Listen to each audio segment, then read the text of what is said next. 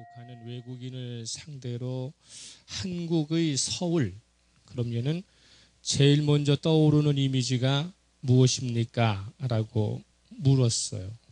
뭐일 것 같아요? 외국인들이 한국을 생각할 때 제일 먼저 상상하는 이미지. 네? 이 제일 많이 이 퍼센트를 차지한 것은 다름이 아니라 김치라는 것입니다. 김치. 어디서나 호감을 나타내는 불고기도 김치에 대한 이미지의 10분의 1 정도밖에 차지하지 않는다고 그래요. 그처럼 세계 사람들은 한국을 생각할 때에 김치라고 하는 이미지를 가지고 연상을 한다는 것이죠. 그렇다면 관광에 좋은 어떤 경쟁력을 갖고 그리고 강화를 하려면 김치에 대한 선호도, 김치에 대한 이미지를 어떻게 합니까? 새롭게 잘 만들어서 그래서 이용하면 관광의 시너지 효과가 크다 할 수 있습니다. 이처럼 예수님께서도 하나님 나라를 전파하실 때에 직접 화법으로 하나님의 나라를 설명하시기도 하시지만 많은 이미지 그리고 은유법을 사용하셨습니다.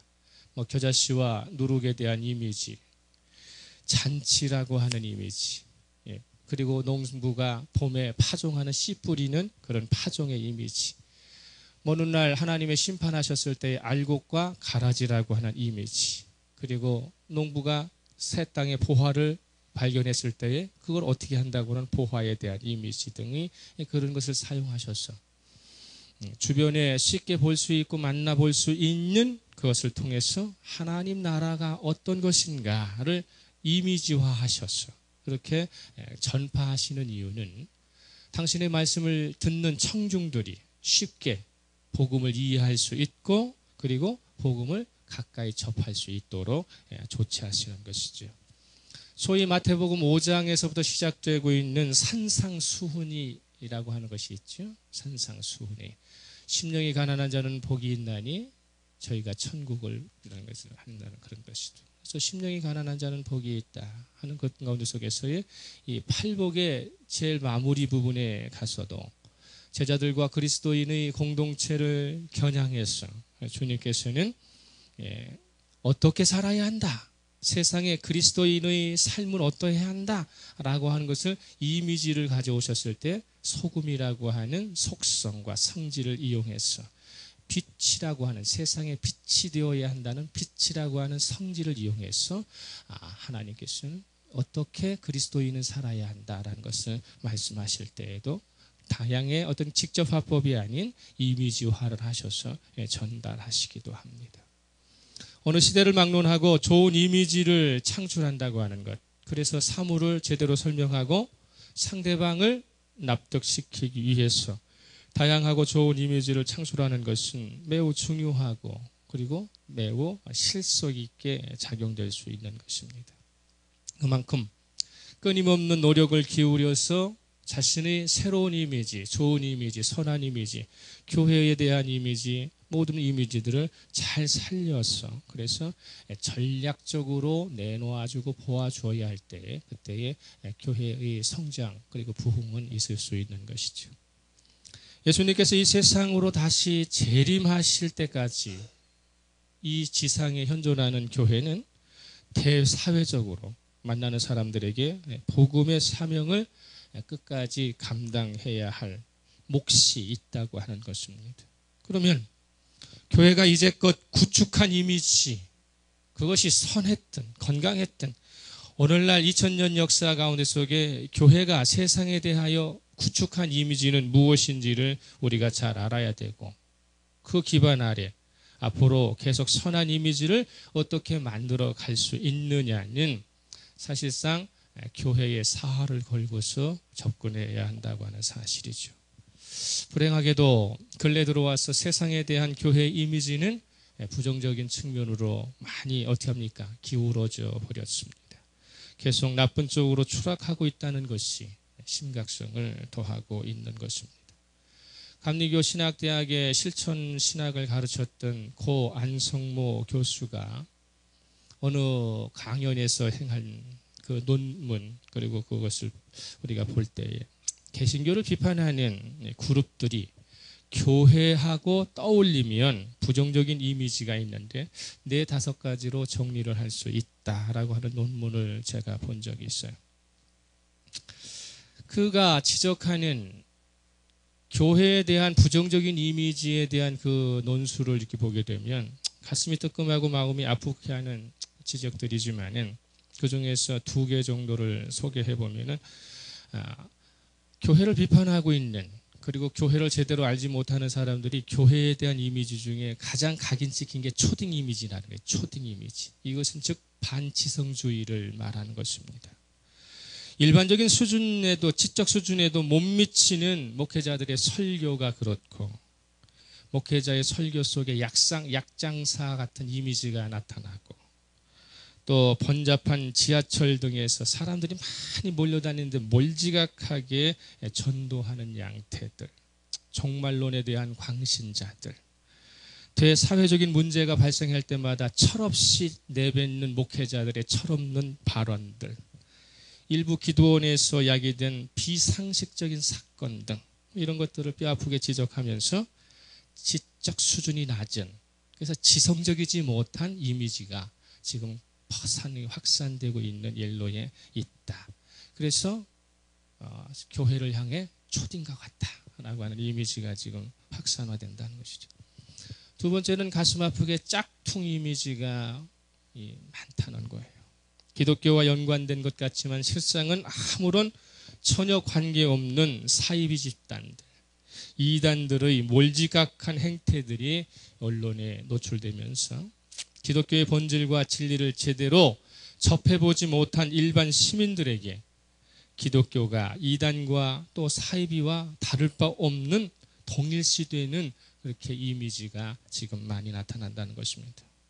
짝퉁 종교로서의 기독교 이미지는 뭡니까?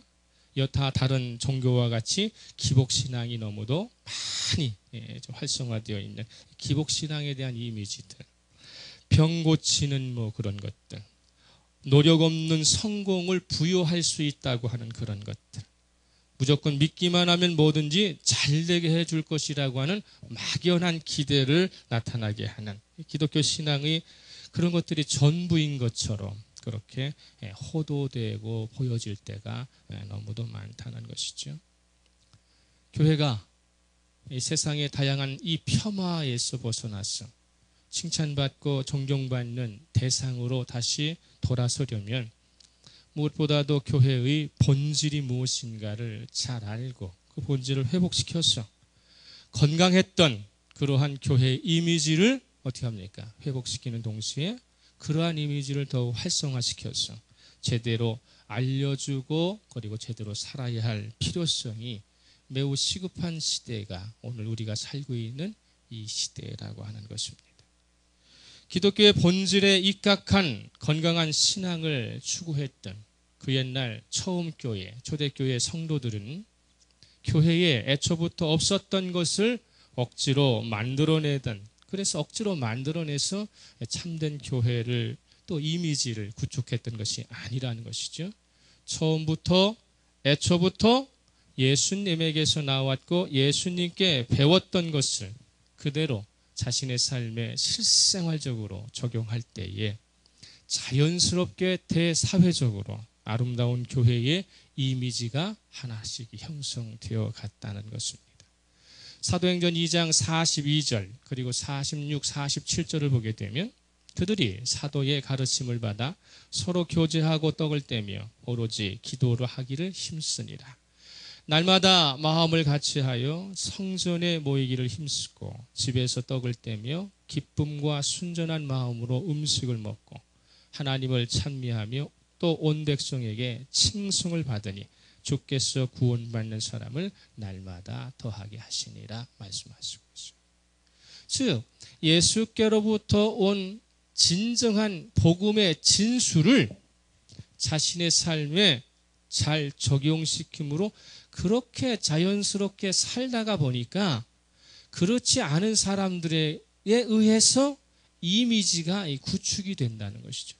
내 스스로가 자발적으로 만들어서 홍보하고 PR하는 것이 아니라 복음의 진수 진리의 그 뜻대로 내가 현재에서 최선을 다해서 살다 보니까 그렇지 않은 사람들이 그 교회를 향하여 그 성도를 향하여 아, 예수 믿는 사람은 이런 사람이로구나 하는 이미지를 공통적으로 만들어 주었는데 그 이미지가 매우 아름답고 건강했다고 하는 것입니다. 그렇지만 기독교가 로마의 전 제국의 국교가 되면서 피난과 이 핍박과 고난의 시대가 사라져가고 신앙생활이 쉬워지면 질수록 교회는 타락하게 되었고 건강했던 이미지들이 하나씩 훼손되기 시작했다는 것이죠. 목숨 걸어야만 믿었던 신앙일 때에는 건강한 이미지가 창출이 되었고 그래서 많은 사람들에게 호감을 주었는데 이젠 태어나면서부터 자연적으로 가고 싶지 않아도 살고 싶지 않아도 그냥 기독교인이 되어버리니까 그러니까 뭐가 되는 겁니까? 타락하고 훼손되기 시작했다는 것입니다. 초대교회의 대표적인 교회로 요한계시록에서 나오는 두 교회가 있어요. 사대교회라고 하는 교회, 라오디게아라는 교회가 그렇게 이미지가 훼손되어 버리고 교회의 역할을 제대로 감당하지 못한 대표적인 교회죠. 사대교회는 뭐라고 말씀합니까? 외형적으로 뭐라고요? 너희들은 살아 움직이는 것 같지만은 정작은 죽은 교회였다라는 것이죠. 사대교회 하면은 우리가 말씀으로 이렇게 이미지화할 때 뭐가 됩니까? 살아있지만 죽은 교회, 이율 배반의 행동을 하는 그런 교회. 라오디게아 교회 같은 경우는 뭡니까? 부유한 것 같지만 실상은 가장 가난한 교회였다. 이렇게 엄중하게 문책하실 경우 그런 것처럼 대다수의 교회가 타락의 길을 걷게 하는 것입니다. 사도 바울은 교회를 설명할 때 디모데전서 3장 15절에서 디모데전서 3장 15절에서 교회는 하나님의 집이면서도 동시에 진리의 기둥과 터라고 이렇게 명명하고 있습니다. 그렇지만 사도 바울이 정의 내렸던 하나님의 집이요 진리의 기둥과 터라고 했던 그러한 역할을 감당했던 교회의 본질이 점점점 퇴색돼 가면서 지상에 현존하는 교회 가운데에 오늘날 사대교회화 되지 않은 교회가 얼마나 있을 것이며 오늘날 라오디게아 교회화 되지 않은 교회가 얼마나 많이 있겠느냐. 그러한 교회, 세상이 교회를 향했을 때 사대교회와 같고 라오디게아 교회와 같은 그러한 가운데 속에서 자유롭지 못한 가운데 속에 있습니다. 이 땅에 존재하는 한 교회는 어떤 상황에 처하더라도 어떤 처지에 있다 할지라도 진리의 기둥, 진리의 터의 역할을 신실하게 수행해야 한다라고 하는 것을 우리는 자명한 것입니다. 교회의 본질을 지켜가면서도 대사회적으로 건강하고 아름다운 교회 이미지, 복음의 이미지, 신앙의 이미지를 제대로 구축하려면 본질로 돌아가야 하는데 기독교의 본질이 뭐냐는 것이죠. 기독교의 본질, 기독교의 신앙의 기초, 기독교의 신앙의 기초이면서도 준거점, 그것이 무엇입니까? 십자가가 말하는 것으로 우리는 돌아가야 한다. 십자가가 말하는 것이 무엇인지를 깨닫고 올바른 십자가의 이미지를 다시금 구축하고 유지할 때만 우리는 진정한 그리스도인의 길로 들어설 수 있다는 것이죠. 교회의 아름다운 이미지를 구축하고 세상의 소금과 빛으로 살았던 믿음의 선진들은요, 자신들의 믿음이 타 종교와 어떻게 다른가에 대한 확고한 기준을 갖고 있었다는 것입니다. 여기 집중해서 들으세요. 믿음의 선진들은 자신들의 믿음이 타 종교와 어떻게 다른가에 대한 확고한 기준이 있었고 자신들이 믿는 것이 무엇인지를 정확하게 표현하려고 할 때에 사용한 도구고 사용한 이미지는 십자가밖에 없다는 것입니다. 왜냐하면 십자가는 죽은 사람의 이야기가 아니라 죽었지만 확실하게 다시 사신 분의 이야기를 우리가 이야기해야 하고 대변하고 있기 때문입니다. 그래서 종교개혁자 루터는 십자가만이 우리의 신학이라고 말하는 것입니다. 기독교의 이야기는, 기독교의 몸다운 그리스도인의 이야기는 예수 그리스도께서 십자가의 죽으심과 더불어 그곳에서 부활하셨음에 대한 진술이 없이는 믿음을 말할 수 없고 기독교라 말할 수 없기 때문에 그런 것입니다. 우리가 예수에 대하여 우리의 구주이십니다, 예수에 대하여 나는 이분을 따르는 사람이라고 말할 때 예수에 대하여 그리스도라고 우리가 당당히 말할 수 있는 근거도 예수의 십자가의 이야기가 성경의 클라이막스를 차지하고 있다고 하는 것을 잊어서는 안 된다는 것입니다. 예수께서는 십자가를 통해서 하나님의 사랑을 증명해 보이셨고 십자가에서 이루신 그 사랑과 사명 때문에 모든 영광을 하나님께 온전히 돌려보낼 수 있었다고 하는 것이죠. 그래서 빌립보서 2장 10절에서 11절로 가게 되면, 빌립보서 2장 10절에서 11절로 가면 하늘에 있는 자들과 땅에 있는 자들과 땅 아래 있는 자들로 모든 무릎을 예수의 이름에 꿇게 하시고 모든 입으로 예수 그리스도를 주라 시인하여 하나님 아버지께 영광을 돌리게 하셨느니라 말하고 있죠. 이런 사실로 인해서 이 땅에서 그리스도인으로, 성도라는 이름으로 그리스도인으로 살아가려면 자신에게 십자가의 이야기가 없이는 불가능하다는 것입니다. 예수 그리스도의 십자가의 이야기로부터 전달되어져서 나한테 전해준, 내가 받은 나의 십자가의 이야기가 있어야 한다는 것이죠. 예수 그리스도의 십자가는 모든 그리스도인에게 신앙의 출발점입니다. 할렐루야. 신앙의 출발점이죠. 동시에 모든 것을 이뤄도 더 이상 빼앗겨서는 안 되는 신앙의 마지막 한계선까지 지켜주는 것, 이것이 십자가의 이야기이기 때문에 그렇습니다. 제1차 세계대전을 끝낸 프랑스의 육군 장관 앙드레 마지노라는 사람이 있습니다. 앙드레 마지노는 1차 세계대전의 참혹한 전쟁을 치르면서 경험한 사례들을 이렇게 분석을 해보면서 독일과 맞닿고 국경선을 맞닿고 있는 프랑스의 입장에서 어떻게 전쟁에서 이겨낼 수 있고 극복할 수 있는가라는 것을 고민하다가 한 가지 제안을 하게 되는 것이죠. 세계 1차 대전 시 독일의 전차 부대는 세계의 막강이었죠. 그렇기 때문에 독일군의 전차 공격을 효율적으로 앞으로는 방어해야 되겠다. 그래서 전차 부대를 방어하기 위해서 국경을 따라서 긴 요새선을 만들 필요가 있다고 앙드레 마지노는 생각을 하게 됩니다. 그래서 그의 제안에 국가가 받아들여서 북서부 북쪽에 있는 벨기에로부터 시작해서 남동부 스위스의 국경에 이르기까지 총 연장 750km, 이게 우리가 부산 왕복거리잖아요. 그걸 콘크리트 방벽으로 쌓기 시작을 해서 사이사이마다 요새를 만드는 거대한 토목공사를 벌이게 되죠. 1927년에 착수해서 10년 뒤인 1936년에 이 마지노선이라고 하는 것이 국경선이 이렇게 건설이 되는데, 당시로서는 세계적인 공사였다고 그래요. 총 공사비가 그 당시 돈으로 160억 프랑이니까 1프랑이 지금 한 1200원 정도 해요. 그렇게 되면 오늘날 환율하고는 19조가 넘어요. 19조. 19조라는 돈이 얼마인가 우리가 감이 안 오죠?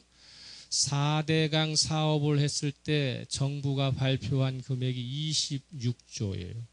그런데 일반 시민단체에서는 38조 정도 들었을 것이다라고 생각을 하는 것이죠. 그러면 지금부터 수십 년 전에 19조라고 하는 엄청난 이 재정을 투여해서 만든 이 국경선을 이름한 바 뭐라고 그래요? 마지노선이라고 말합니다. 이 마지노선이라고 하는 말은 뭐냐? 더 이상 허용할 수 없는 마지막 한계선이라는 뜻으로 우리가 사용하고 있죠. 우리는 신립장군의 배수진이라고 하는 그런 뜻도 여기에 담겨 있어요. 흔히 마지노선이라고 말하는 것은 엄청난 최후의 보루라 이렇게 이야기를 하는 것입니다. 마지노선을 이렇게 쌓고 나니까 프랑스 안에의 이 여론은 이제는 독일의 어떤 공격도 우리가 막아낼 수 있다 하고 안심하는 분위기가 이렇게 막 나돌면서 이 국경선을 지키는데 그렇게 집중하지 않게 됩니다. 이제 독일의 히틀러라고 하는 사람이 이제 서서히 등장을 하게 되면서 전쟁의 기운이 감돌아 유럽에. 그런데 프랑스만은 거기에 휩쓸리지 않는 이유가 뭐예요? 국경선 마지노선 아주 굳건히 쌓았기 때문에 우리는 걱정 없다고 예비 병력으로만 이 국경선을 운영을 하게 되죠. 근데 뭐 히틀러가 바보예요? 거기 마지노선을 건너오게? 전쟁을 일으키자마자 히틀러는 벨기에 중앙을 집중 공격을 해갖고 마지노선을 우회해갖고 프랑스를 들어와가지고 마지노선에서는 전쟁이 일어나지 않고 프랑스는 곧바로 함락을 당하고 말게 됐죠.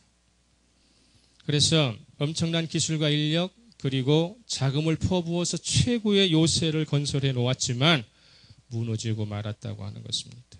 눈에 보이는 견고한 방어선이 오히려 상대적으로 심리적 무장 해제를 불러왔기 때문에 그래서 그것이 독이 되어버리고 만 것입니다. 저와 여러분이 십자가를 매일마다 대할 때에 그리스도인으로서 십자가를 대할 때 어떤 이미지가 떠올리고 있는지 또 이 십자가를 통해서 얻는 신앙적 유익은 무엇이며 교훈은 무엇인지를 우리는 생각해야 합니다. 이 십자가가 마치 구원을 보장해주는 신앙의 마지노선으로만 생각하고 내가 이 십자가 안에 들어와 있다고 하는 하나의 그 이유를 들어서 여전히 신앙적 나태함으로 무장해제되어져서 세상적 모든 논리가 내 안에 들어와도 아무렇지도 않게 살아가고 있는 것은 아닌가 싶다는 것이죠. 사도 바울은 고린도전서 1장 18절 본문을 시작을 할 때에 십자가의 도는 이렇게 되죠. 십자가의 도가 멸망하는 자들에게는 미련한 것이요 구원받는 우리에게는 하나님의 능력이라. 할렐루야. 이 십자가의 도를 이야기하고 있습니다.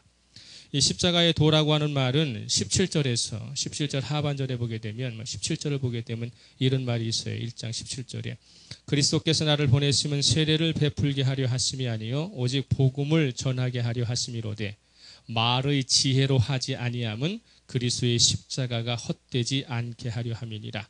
그래서 이 십자가의 도라고 하는 말과 말의 지혜라고 하는 말이 대조로 이루어졌어. 말의 지혜가 아니라 십자가의 도는 하나님의 능력이라는 것을 변증하기 위해서 십자가의 도라고 표현하고 있습니다.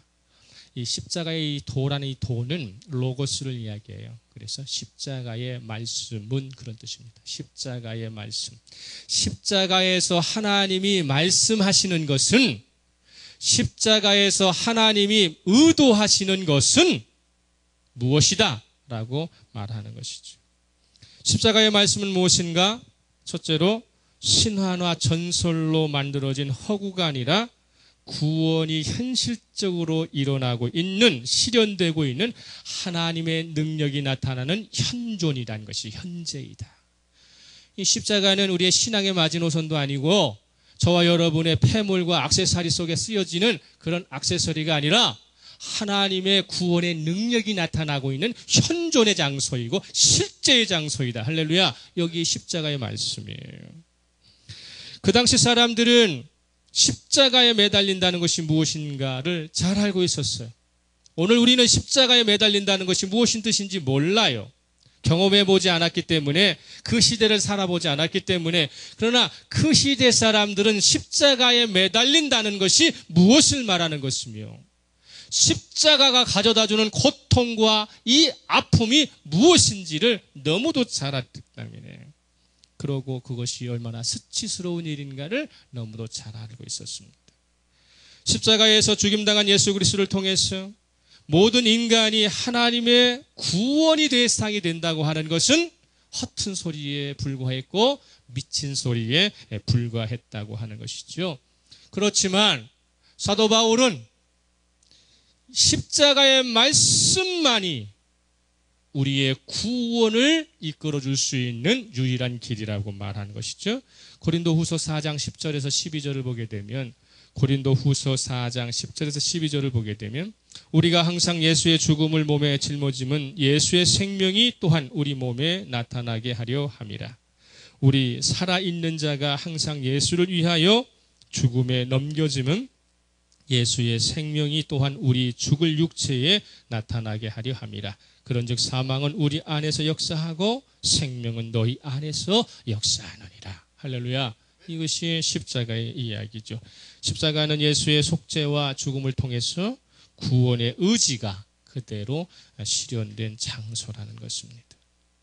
예수 그리스도의 십자가의 말씀을 헬라인이 좋아하는 지혜도 아니고요, 유대인들이 그토록 갈망하는 표적도 아니지만 분명한 사실은 예수 그리스도의 십자가의 말씀은 하나님의 능력이 나타난다는 것입니다. 두 번째로 이 십자가의 말씀은 하나님과 인간이 존재론적으로 차별되는 다른 생각을 갖고 있지만 하나님의 생각과 인간의 생각은 다를 수밖에 없어요. 그러나 십자가 앞에서는 십자가의 말씀으로는 하나로 일치된다고 하는 사실이죠.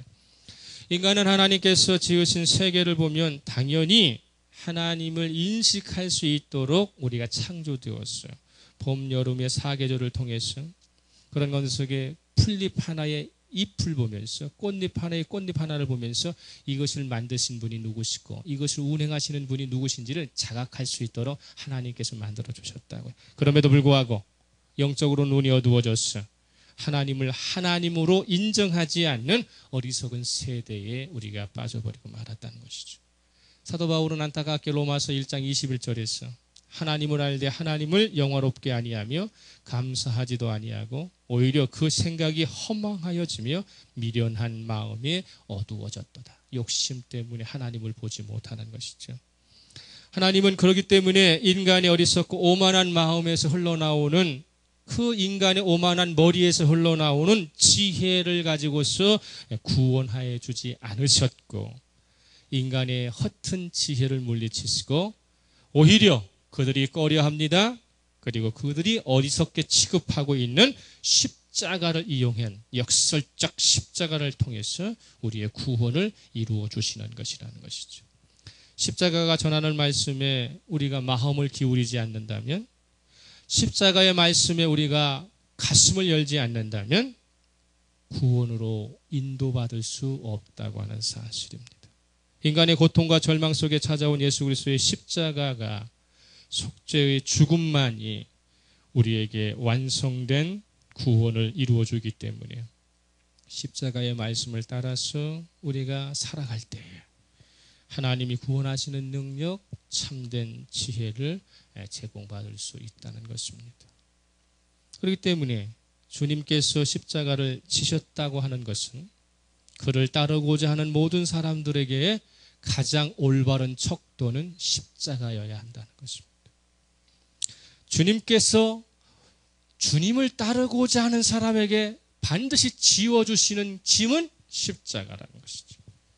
이 십자가를 마다한다든지 여타 다른 꼼수로 신앙생활을 하려고 하는 것은 오히려 패망하는 길을 걷게 되는 것입니다.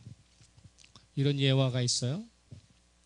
여러 차례 강도 상해죄를 저지른 두 명의 범죄자들이 한 수도사를 만나서 그의 도움으로 사람이 개과 천선하게 됐어요.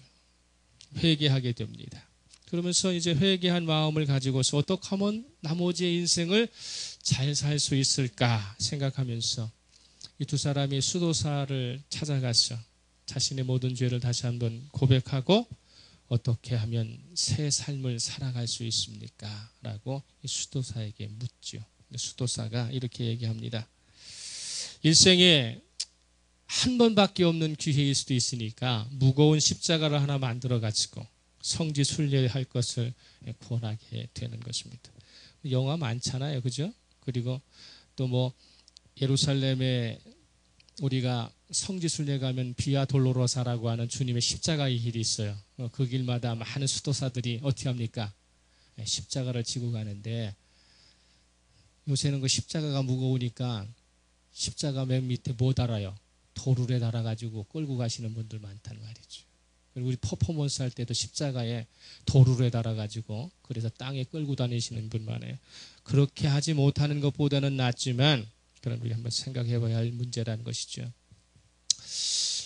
이전에 죄가 너무도 많았고 살아왔던 인생이 너무도 불행했기 때문에 이 두 사람은 그것에 큰 감명을 받고 정말로 자신이 좀 지기는 조금 버거운 십자가를 만들어서 각자 하나씩 지고 출발을 하게 됩니다. 뭐 십자가 무게가 좀 무거웠지만 처음이고 그러니까 짊어질 정도가 됐기 때문에 처음에는 순조롭게 일이 시작이 되죠. 저와 여러분이 신앙의 시작도 순조로웠습니다. 신앙의 십자가가 처음부터 무거운 게 아니에요. 처음에는 질만하고 그리고 어떻습니까? 감당할 만해지는 것이죠. 근데 자꾸 거리가 멀어질수록 날이 지나면 지날수록 이 십자가는 어떻게 되겠어요?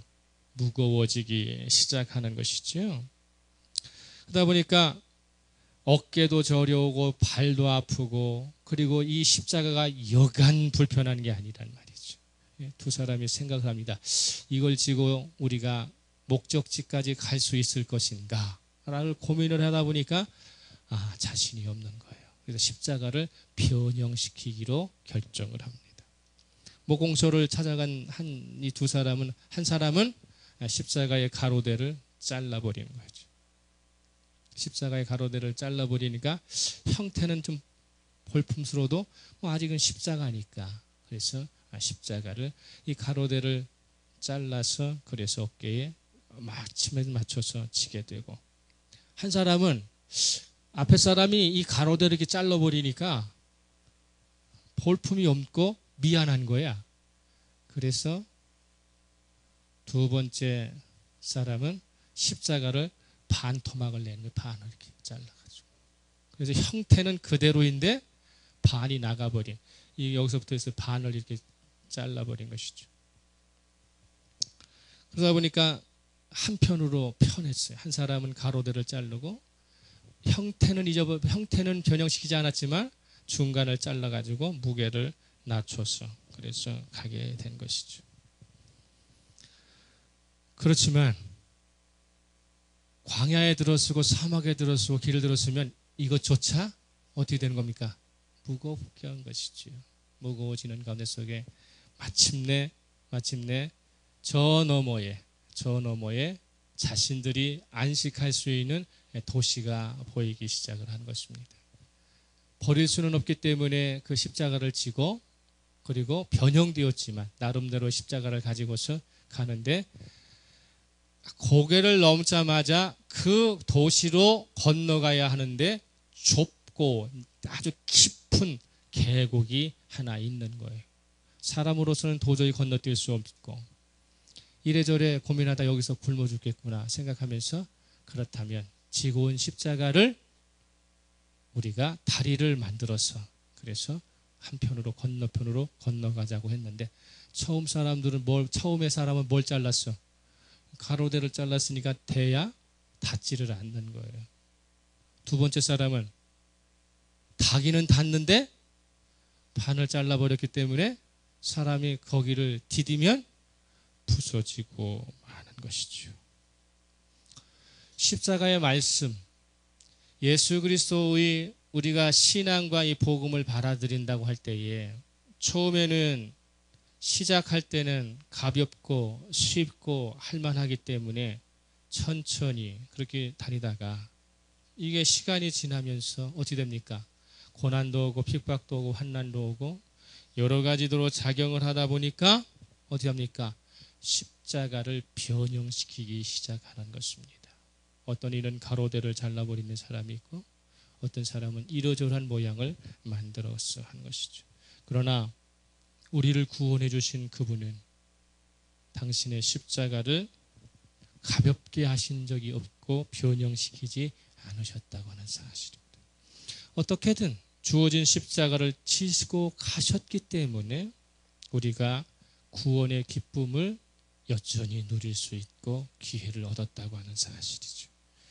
우리들이 지고 있는 십자가의 이미지, 저와 여러분이 세상에 보여주는 이미지뿐만 아니라 하나님 앞에서 내가 십자가라고 하는 것을 보여주는 이미지가 어떤 것인가. 세상이 평가하는 것도 중요하지만 궁극적으로 십자가의 말씀이 나를 지시하고 있을 때 나에게 말씀하시는 것을 나는 어떻게 생각하느냐.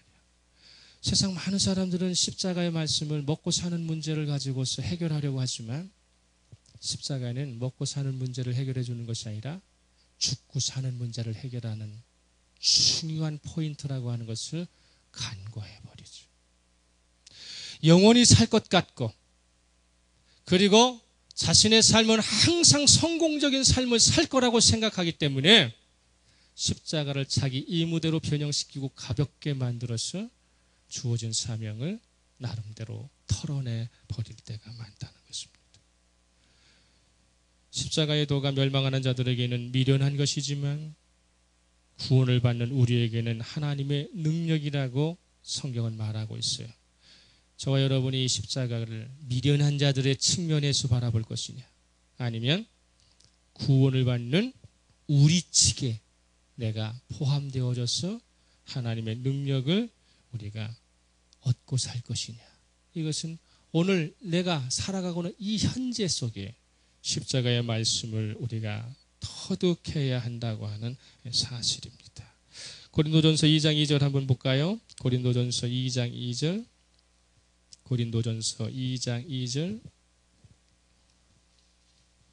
같이 읽겠습니다. 시작. 내가 너희 중에서 예수 그리스도와 그가 십자가에 못 박히신 것 외에는 아무것도 알지 아니하기로 작정하였습니다. 사도 바울의 유일한 자신의 것은 뭡니까? 십자가와 그의 못 박히신 예수 그리스도 외에는 알기로 작정하지 아니했다는 것입니다. 오늘 살아가는 그리스도인의 모습 속에 2014년 이제 2월을 시작하는 가운데 속에 십자가의 말씀이 저와 여러분이 살아가는데 하나님의 능력이 되고 하나님의 지혜가 되어져서 십자가를 통해서 우리가 세상을 이겨나가는 놀라운 역사를 하루하루 만들어 가시기를 예수 그리스도 이름으로 축복합니다. 이제 말씀 듣고 그 말씀을 한번 생각하면서 침묵하면서 생각합니다.